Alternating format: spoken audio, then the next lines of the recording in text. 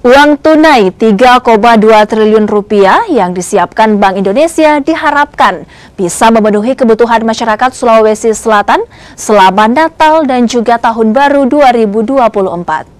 Bank Indonesia memprediksi selama Natal dan Tahun Baru akan terjadi peningkatan transaksi ekonomi cukup signifikan.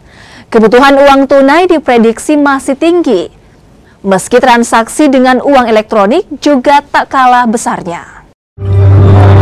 Kalau uang yang kami sudah menyiapkan yang jangka waktu dekat dulu ya, untuk Natal baru ini ya, dan kita sudah siapkan uang 3,2 triliun untuk kebutuhan semua di uang digital selatan ya. Nah, untuk tahun ke depan nanti kita lihat konkretnya apakah biasanya pemerintah itu kan ada mulai kampanye untuk yang ini, karena belum tahu terus terang ini, tapi kami sudah punya stok di Sulawesi Selatan karena kami Sulawesi Selatan ini sebagai lokasi utama di sini, jadi nggak usah khawatir lah tentang ketersediaan uang di Sulawesi Selatan ya.